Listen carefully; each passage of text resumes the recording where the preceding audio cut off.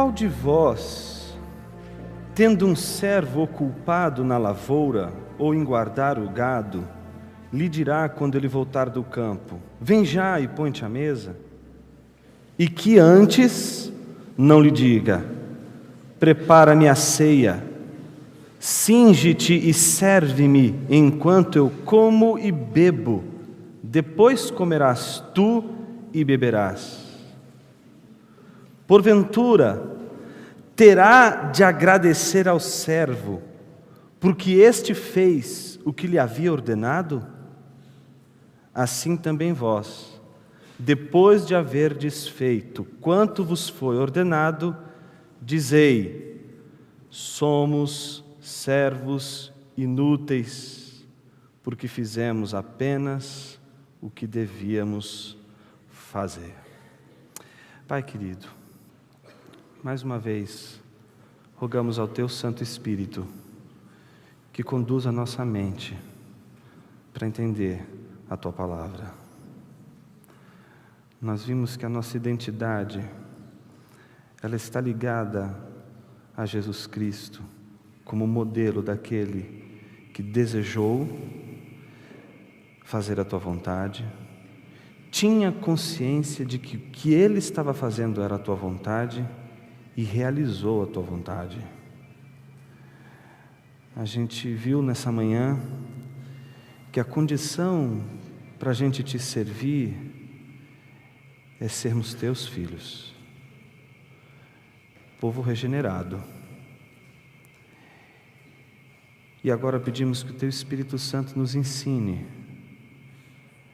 a compreender que toda a nossa obediência, ela é apenas para dizer Te amo. Que a obediência não é uma forma de Te conquistar, mas é apenas a maneira, a única maneira pela qual nós de fato podemos dizer Te amamos. Que o Senhor trabalhe no nosso coração mais uma vez nessa manhã, através de Tua Palavra. Amém.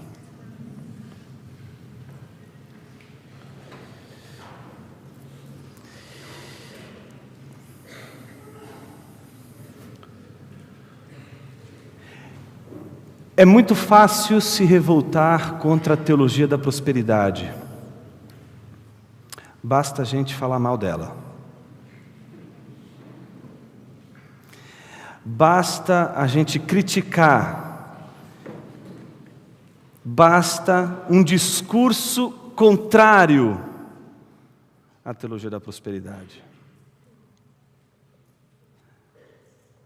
A coisa mais difícil não será se revoltar contra a teologia da prosperidade, será tirar ela do teu coração.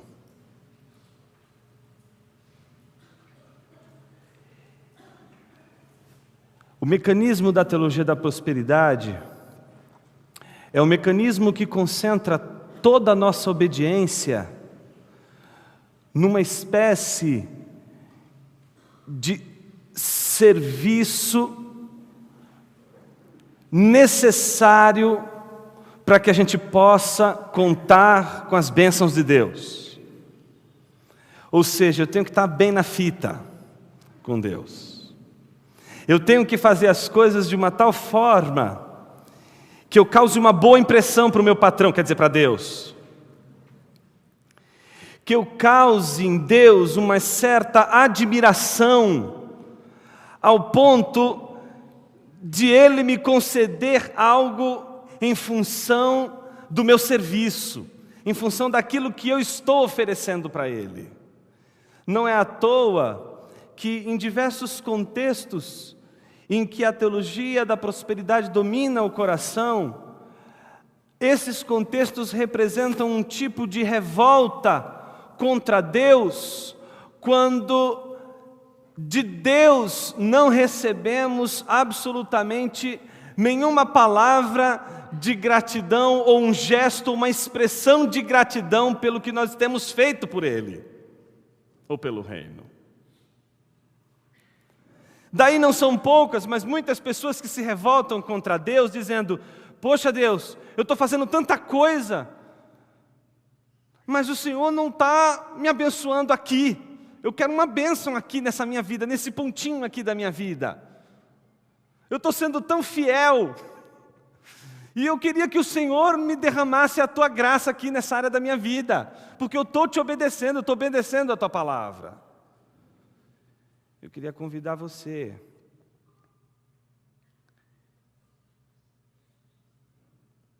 a uma experiência de renovação da sua mente em relação ao serviço cristão. E esse texto que a gente acabou de ler, ele é bastante significativo. Porque ele fala de um servo que tem uma determinada obrigação e que a realização exata dessa obrigação não pode ser usada como uma reivindicação da gratidão do Senhor. O fato do servo fazer o que de fato lhe compete não é um motivo para que o servo seja louvado, aplaudido. Parabéns, muito bem, você fez o seu serviço. Não se espera outra coisa de um servo. Esse é o ponto. Não se espera do servo outra coisa senão lhe fazer conforme lhe for ordenado. Então, ele fazer conforme lhe for ordenado não é um grande feito para o servo, porque ele nasceu para isso.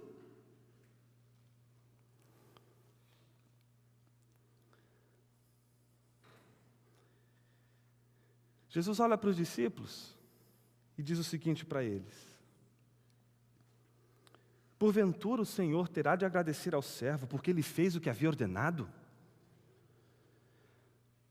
Assim também vocês, depois de haverem feito tudo o que vos tem ordenado, digam: somos servos inúteis.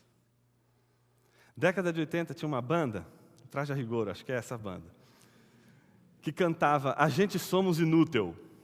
Já viram essa música? E quando a gente presta atenção na letra, o A Gente Somos Inútil a gente somos inútil porque a gente não sabe escolher bem o presidente, porque a gente não sabe votar, porque a gente não sabe se opinar, porque a gente não sabe lutar pelos nossos direitos, porque a gente não sabe uma série de coisas e a gente faz tudo errado. Então, porque a gente faz tudo errado, a gente somos inútil. Quando a gente olha esse texto,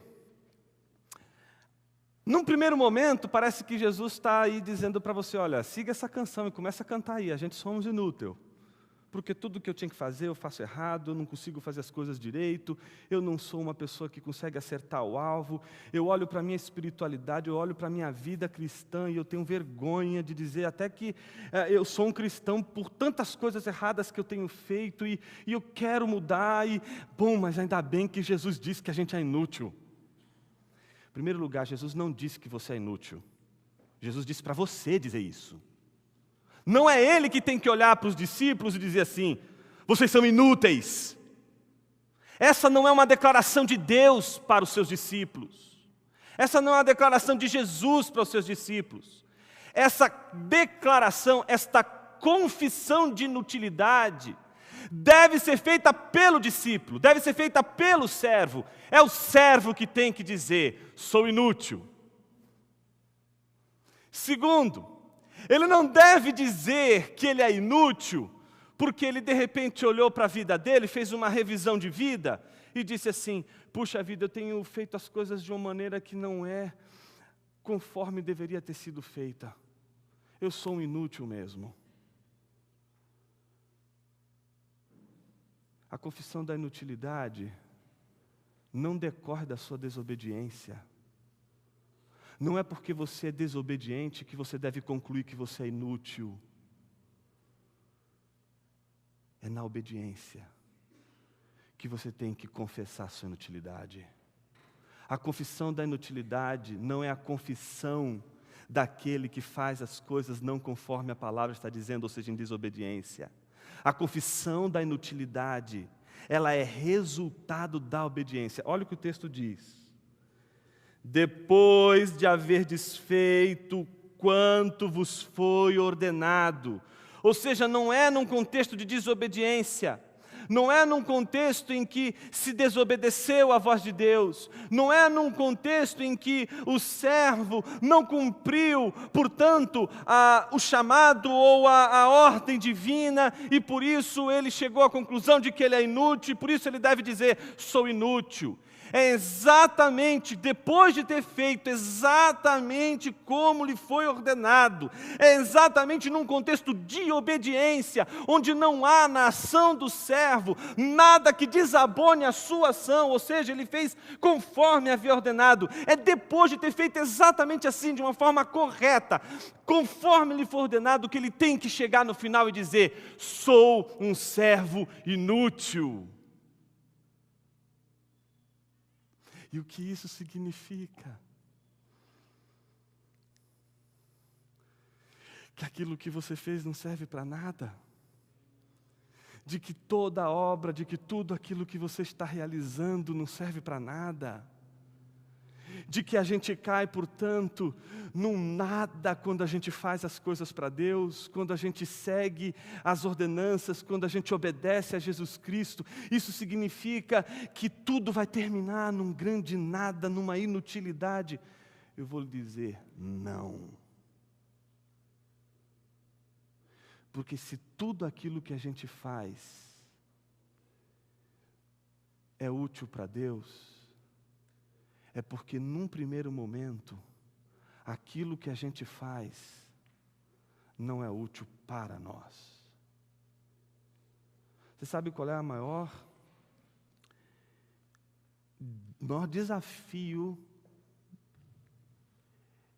É você e eu entendermos que toda a nossa obediência a Cristo, ela não é decorrente de alguma artimanha em que, na minha obediência, eu possa reivindicar de Jesus algo. Em outras palavras, obedecer a Jesus não implica em vantagens para você. Isso é um grande desafio, porque o que a teologia da prosperidade provoca no coração de alguém é sempre a intenção, a ideia de tirar uma vantagem na ordenança de Jesus, no cumprimento da vontade de Jesus. De alguma forma eu tenho que tirar proveito disso. Isso de alguma forma tem que ser útil para mim.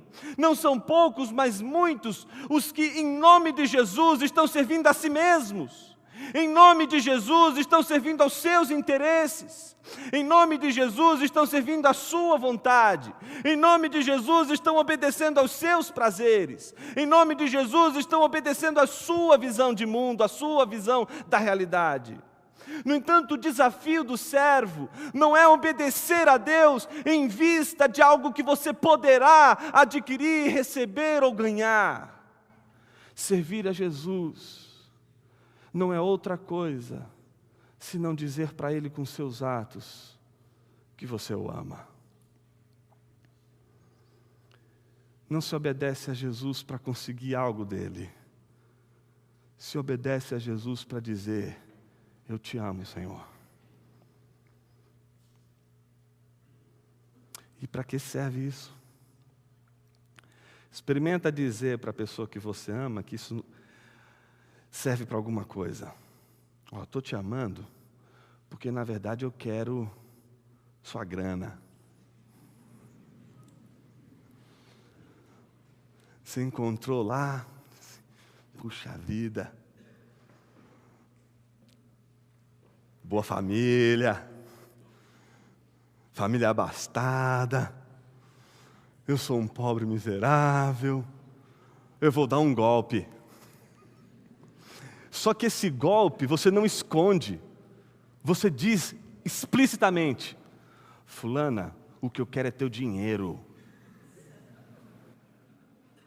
Eu te amo, mas no fundo, esse meu amor só se sustenta por causa da sua conta bancária.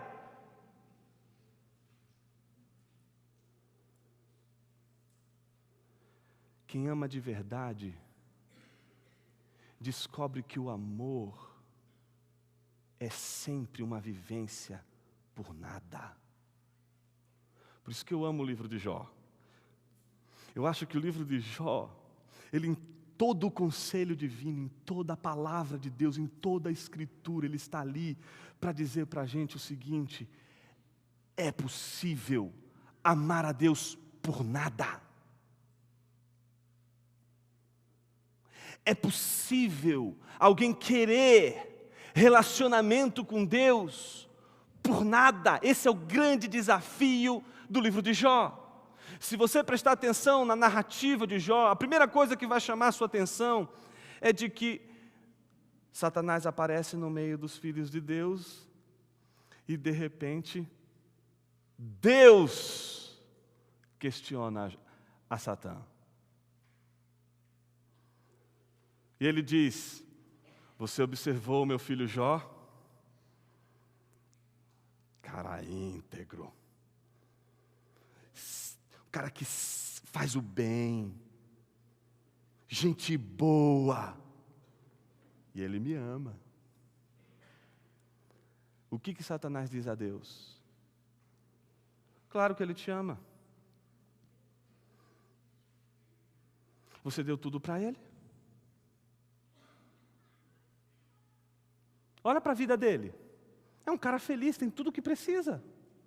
Experimenta tirar tudo e colocar ele no nada, para ver se no nada ele irá te amar por nada.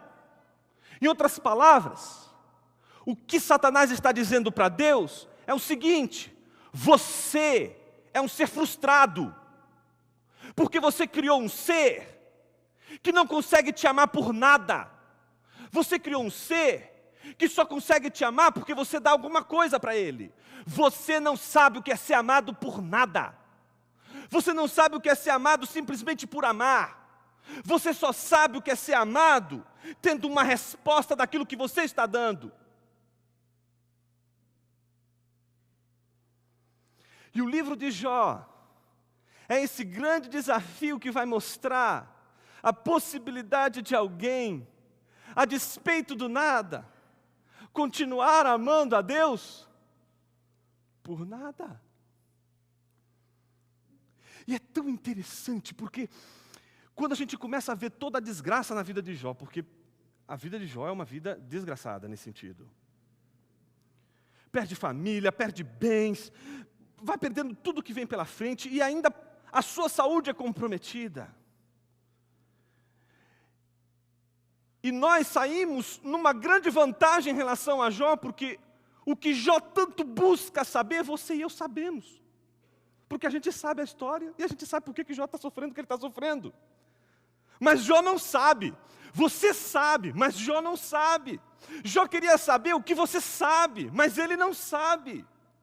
E a luta toda de Jó é saber isso que você sabe.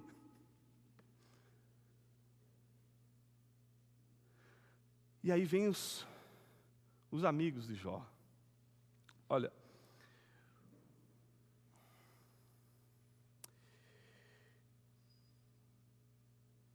os amigos de Jó,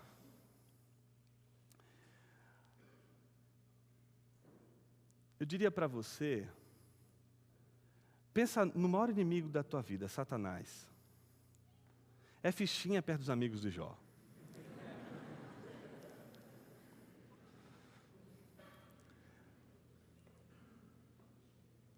Chegam os amigos de Jó e eles têm uma lógica. Qual que é a lógica deles?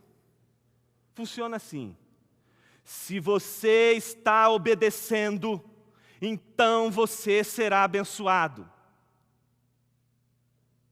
Obedeça e você terá bens. Obedeça e você será feliz. Obedeça e tudo o que você deseja, você vai ter. Mas se você não tiver as bênçãos, se você não estiver bem, se você estiver em aflição, se você estiver em provação, se no lugar do tudo você tiver o nada, é porque você desobedeceu a Deus. é porque você não é fiel a Deus, é porque alguma coisa você fez contra Deus.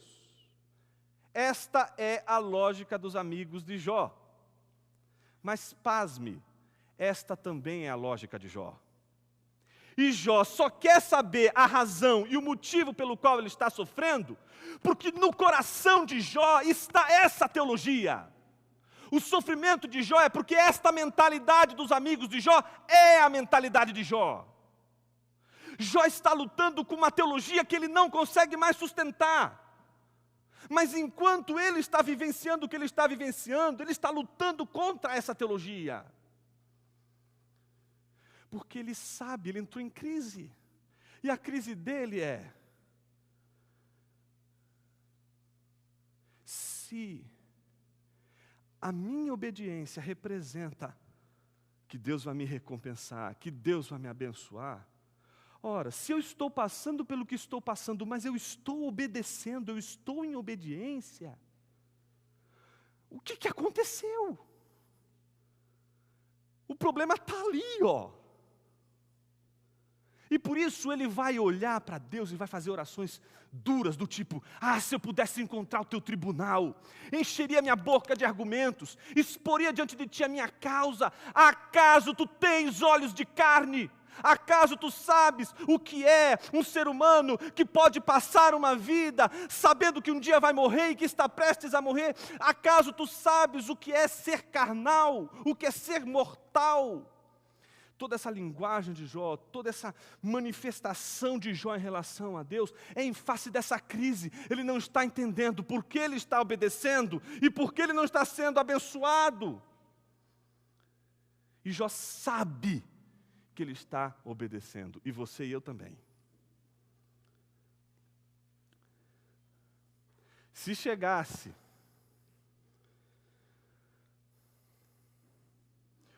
aqui dentro um político que você conhece e sabe que ele cometeu diversas falcatruas, de que a palavra dele não vale, e ele chegasse aqui e dissesse assim: gente, o Jonas é um cara honesto. Até eu ficaria com o pé atrás, eu queria entrar em crise de identidade. Falei: meu Deus, alguma coisa está acontecendo comigo. Eu entraria em crise. Mas se entrasse aqui Deus e dissesse: este homem é íntegro, se desvia do mal, e não há nenhuma razão, nenhuma lógica que decorra da atitude dele em relação a tudo de ruim que está acontecendo com ele, quem de nós duvidaria desta integridade quando ela é afirmada por Deus? Por isso, quando você lê o livro de Jó, você pode ler já com o coração dos amigos, quer dizer, com os teólogos da prosperidade. E já olhando o livro de Jó, já no início, alguma coisa está errada com Jó. No final eu descobri, está vendo? Ele diz: antes eu te conhecia de ouvir falar. Está aí o problema de Jó. Por isso que ele está sofrendo tudo o que ele está sofrendo. Essa maneira da gente ler o texto já é uma maneira controlada pela teologia da prosperidade. Já é uma maneira de tentar encontrar uma razão para toda a situação que ele viveu, com base em algum ponto em que ele não foi obediente, em que ele não foi íntegro. O fato, meu querido, minha querida, é que o texto diz que Deus está dizendo que ele é íntegro. Não é o seu testemunho, não é o testemunho do narrador, é o testemunho de Deus. É Deus testemunhando a integridade de Jó. É Deus dizendo: esse cara é obediente. Mas ao mesmo tempo é o texto que está dizendo que Deus permitiu a esse cara obediente tudo isso de ruim que está acontecendo com ele.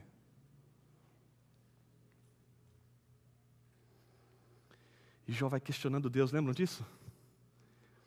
Até que chega um momento que Deus aparece. E quando a gente começa a ler o livro de Jó e chega nessa hora, a gente fica entusiasmado. Agora sim Jó vai saber o porquê que ele está sofrendo o que ele está sofrendo. Agora ele vai saber o que eu estou sabendo. E aí Deus aparece num contexto epifânico. E aí ele simplesmente aparece e diz assim: quem é que contende comigo? Aí eu fico imaginando o Jó. Cinja teu lombo, porque agora a gente vai ter uma conversa de Deus para homem.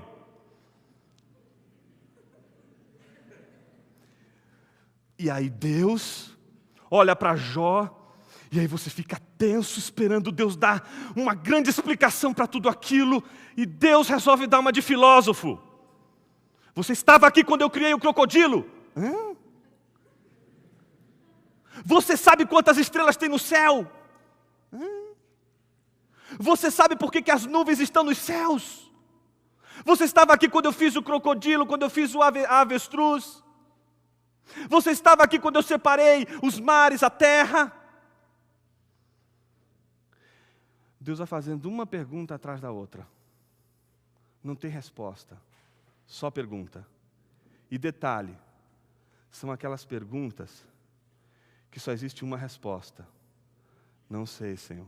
Não sei, Senhor. Não sei, Senhor. Não sei, Senhor. Não sei, Senhor. Gente, eu desafio você a ler cada uma dessas perguntas. Você vai ter que parar. Deixa eu expirar e voltar, porque eu já quase esqueci dessa pergunta. E aí quando ele acaba de fazer as perguntas, você fala, puxa, não vai ter nenhuma resposta. Aí Jó entra no meio e diz assim: ô Senhor, eu acho que eu falei. Não, eu não terminei ainda, Jó. E aí vem a segunda bateria de perguntas. Você sabe isso, você sabe aquilo. E Jó só pode dizer: não sei, não sei, não sei, não sei. É como se no final de tudo, Deus estivesse dizendo a Jó o seguinte: por que você acredita que se você souber o porquê você está passando pelo que você está passando, você vai ser feliz? Por que você precisa saber se você continua a vida, vivendo a vida, sem saber um monte de tantas outras questões? Minha filha, um dia, quase matei a professora da Escola Bíblica Dominical da igreja. Disse assim: papai, estava lá no escritório, ela estava brincando, de repente ela parou e falou: papai, por que no céu tem rua de ouro?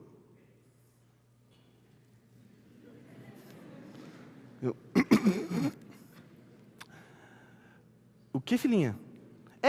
Eu quero saber para que rua de ouro no céu? Não podia ser de paralelepípedo? Para que rua de ouro?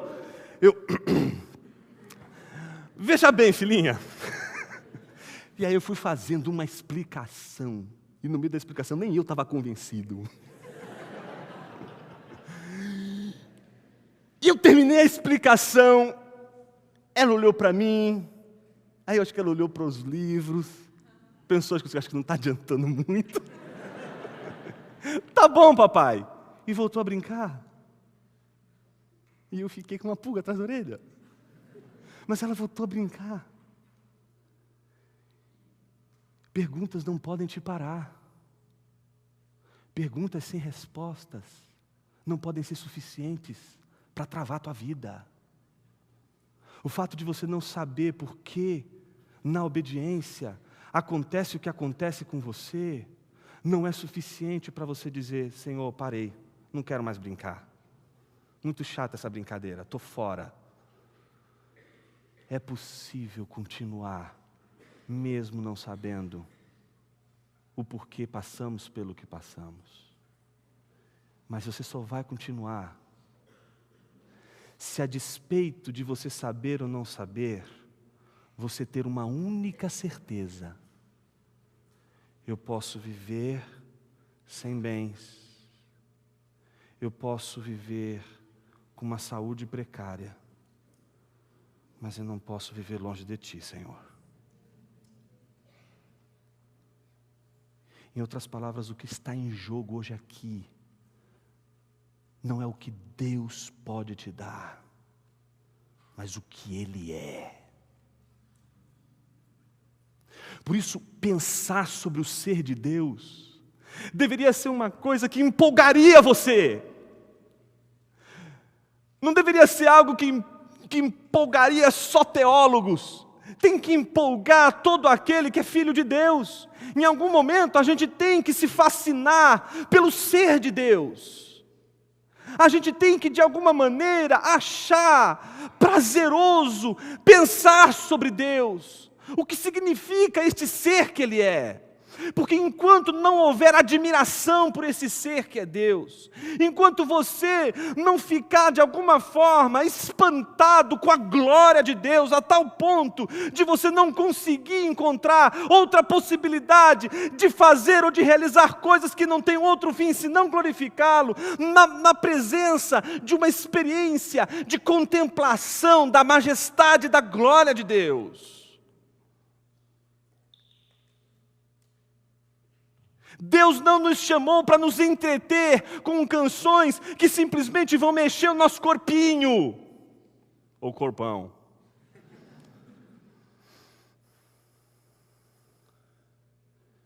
Deus nos chamou para termos uma experiência com a beleza.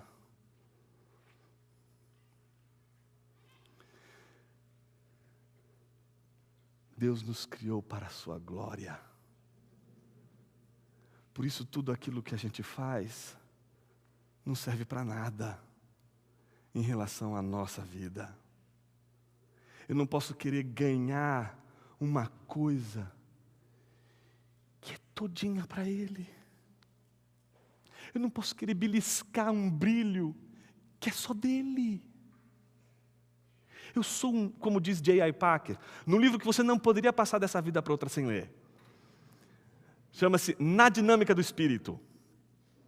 Ele diz lá pelas tantas, nós deveríamos imitar o Espírito Santo naquilo que chamo de ministério do holofote.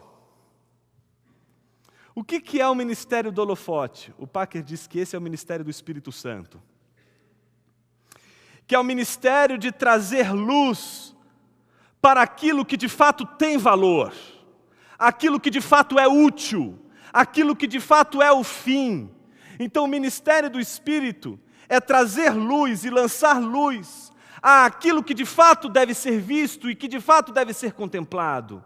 Por isso, holofotes não iluminam a si mesmos.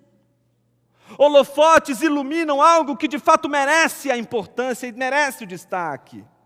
E assim como o Espírito ilumina Cristo ao ponto de que alguém que olha para Jesus na iluminação desse Espírito, vai enxergar Jesus tal como o Espírito ilumina. No entanto, você não sabe e você não vê o Espírito. Mas se você viu Jesus, é porque o Espírito está ali. Ele é o holofote que não aparece, mas você sabe que está ali, porque aquilo que deve ser visto está sendo visto.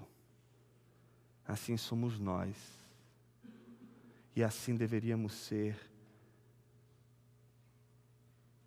e deveria ser todo servo de Deus, um holofote que faz tudo para a glória de Deus. O holofote não traz luz sobre si. O holofote não pode iluminar a si mesmo. O holofote ilumina aquilo que de fato merece ser visto. Por isso, todo o teu serviço, tudo o que você faz, não é para você, é para Ele. Por isso Ele não pode dizer, você é um inútil. Porque aquilo que você entrega para o reino de Deus é para Ele. É útil para a sua glória, é útil para a glória de Deus. Mas esse tipo de coisa, a gente só pode fazer se a gente tiver uma experiência de amor a Deus. Por isso tudo começa com amor a Deus. Por isso tudo começa quando a gente é capaz de amar a Deus sobre todas as coisas.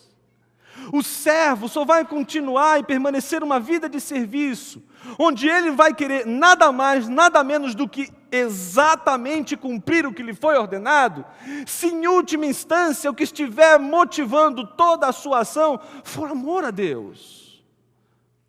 Por isso tem a ver com as suas paixões religiosas, tem a ver com a sua afecção da alma, tem a ver com o seu sentimento do coração. Não pode ser uma mera regra, não pode ser legalismo, não pode ser religiosidade, cumprimento de uma ordenança sem paixão, sem amor, sem devoção, sem piedade. Deus quer piedade de você, Deus quer coração apaixonado de você, mas isso só vai acontecer se em primeiro lugar você tiver os olhos focados nele e não meramente no que Ele faz. Se o que Ele faz é maravilhoso, se o que Ele faz é belo, se o mundo que Ele criou é algo que a gente olha e diz assim, puxa, que coisa maravilhosa que é isso aqui. Quem dirá o Criador? Jonas, eu estava cantando eu sou inútil, com a consciência de que tudo o que eu estava fazendo estava errado. E a minha confissão de inutilidade era, na verdade, a confissão do meu fracasso. Mas hoje, eu estou sendo desafiado a obedecer e a confessar a minha inutilidade num contexto de obediência. Num contexto em que tudo aquilo que eu estou fazendo não serve em nada para mim, mas serve para a tua glória e para a glorificação do teu nome. Jonas, será que eu vou falhar? Eu não tenho dúvida. Sabe por quê? Você é barro. E é da natureza do barro se estragar. Está entendendo isso? A natureza do barro é a natureza da desobediência.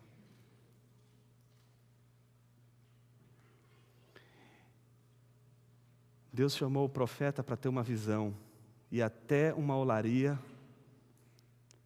e lá ele queria que ele visse uma coisa. Veja isso. E depois eu quero dizer uma coisinha. Mas primeiro veja. Ele vai lá e o que ele vê? O oleiro entregue sobre a roda, sobre a sua obra. E o que chama a atenção do profeta? A atenção do oleiro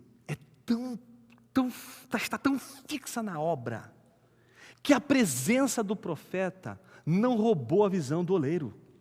O oleiro não se distraiu com a presença alheia, porque ele está focado, o olhar dele está focado na obra, ele é preciso, ele não vai falhar, ele não vai errar, porque a natureza do oleiro é a natureza da perfeição. A natureza dele é a natureza que comporta a perfeição. Erro, a falha não está nele. No entanto, é da natureza do barro se estragar. E isso foi o que o profeta viu. Depois de ver o oleiro, porque o que espanta ele é o oleiro, a forma como o oleiro está entregue à sua obra. O que espanta é que, apesar de toda a perícia do oleiro, o barro se estragou. Porque é da natureza do barro se estragar. Apesar de toda a glória de Deus, apesar de todo o senhorio de Deus, nós somos barro. Nós podemos nos estragar. Jonas, eu acho que eu sou esse barro estragado então. E agora? Agora é o seguinte, é da natureza do barro se estragar. O problema não é esse. O problema é onde o barro se estraga. E a Bíblia diz que o barro se estragou nas mãos do oleiro. Se você está estragado, a minha pergunta para você hoje é: onde você está? Se você está nas mãos do oleiro, não é você que vai atrapalhar a obra do oleiro. Você acha mesmo que você teria esse poder? Você acha mesmo que você pode estragar a obra de Deus na tua vida? É uma tolice. Não há um absurdo, não há uma desobediência que você cometa que seja suficiente para que esse oleiro simplesmente deixe de lado o barro. Você vai estragar, e a Bíblia diz que ele vai voltar a fazer outro vaso, segundo compete a sua vontade. Ele vai insistir na sua obra, porque Ele é Deus, e você é barro. Você vai se estragar, e Ele vai te fazer novamente, de novo, e o nome disso é redenção. Se a gente experimenta a redenção de Deus na vida, a gente experimenta essa redenção em todos os aspectos da nossa vida. Se você se estragou, se você desobedeceu, você não vai receber elogio nenhum por isso. Se você obedeceu, você também não vai receber nenhum elogio por isso, porque você fez nada mais do que você deveria fazer, porque isso é exatamente aquilo que faz você ser o que você é. Você tem prazer em fazer isso, e isso não é uma coisa que seria extraordinária, seria um feito extraordinário. Mas se você e eu nos estragamos nas mãos do oleiro, você e eu podemos experimentar mais uma vez a mão do Redentor, que vai fazer tudo de novo. Talvez aqui seja um lugar para um novo recomeço na tua vida. Jonas, até então, eu até entendi toda a problemática em torno da teologia da prosperidade, mas eu percebi que ela está aqui ainda no coração. Eu percebi que hoje eu preciso ter gozo e alegria na presença de Deus. De que se eu não tiver isso, eu não vou conseguir absolutamente glorificar a Deus. Jonathan Edwards dizia, né? Que Deus não é mais glorificado quando você levanta suas mãos e diz com a sua boca: Deus seja glorificado. Deus é mais glorificado quanto mais prazer você tem nele.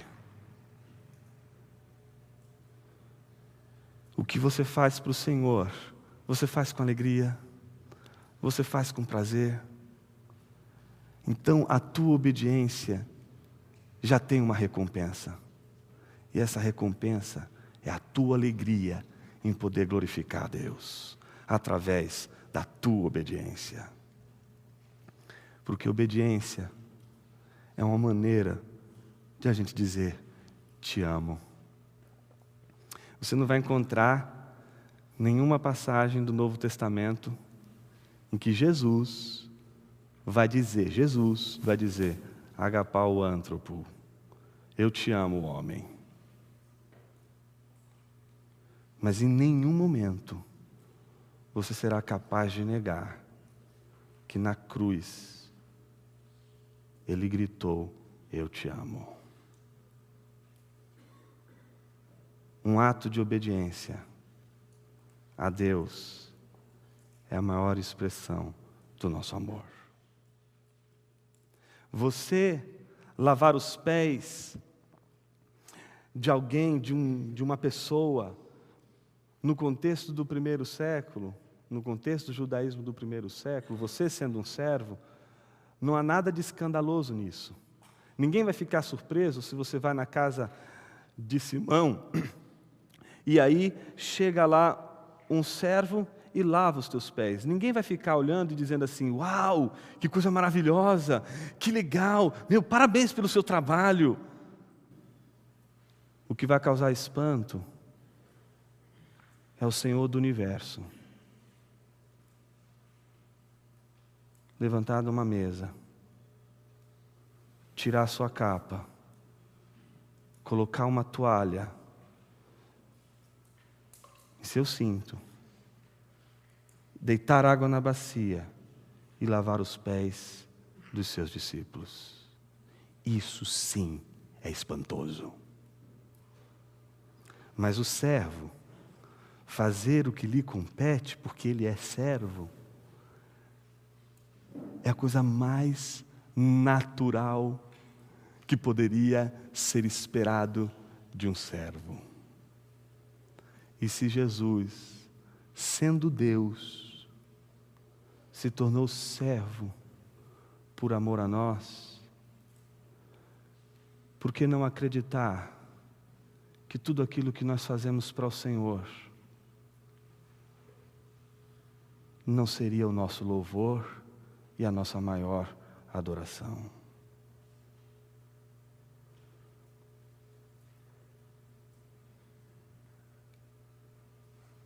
Pai querido, quebranta nosso coração mais uma vez.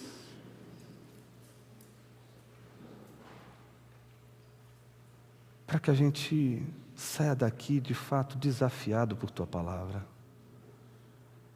A gente não quer mais mensagens que ocultam o que nos é requerido.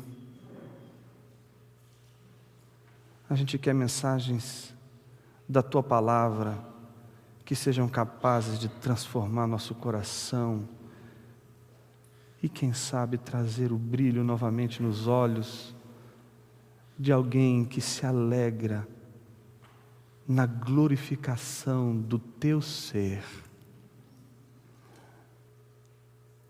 Oh Jesus, a gente é capaz de dar tantas glórias pelas bênçãos que o Senhor nos dá.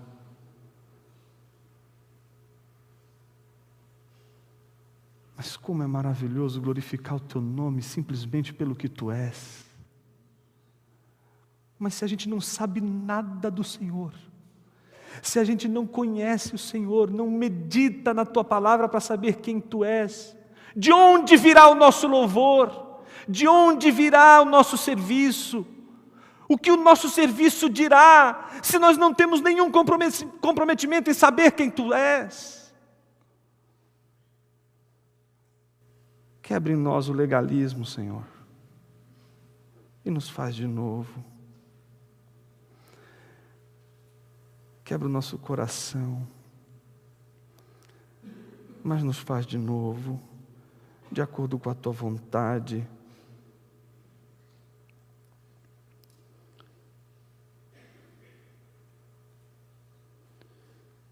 Que o Senhor nos abençoe, que o Senhor nos dê Tua graça,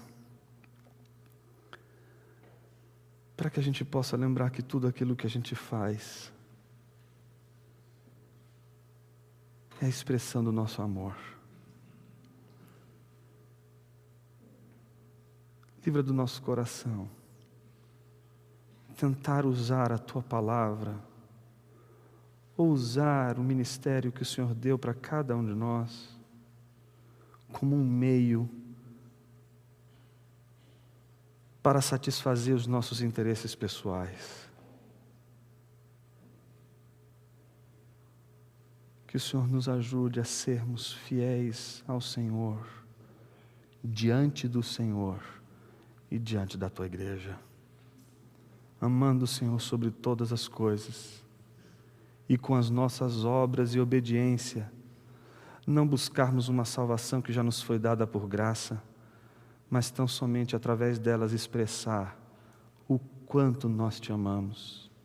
E todos os nossos atos obedientes, eles jamais poderiam expressar na totalidade o amor que nós sentimos quando vemos Jesus na cruz do Calvário, sofrendo por amor de nós, não como um Marte que morre por uma ideia, mas como o Cordeiro de Deus que tira o pecado do mundo.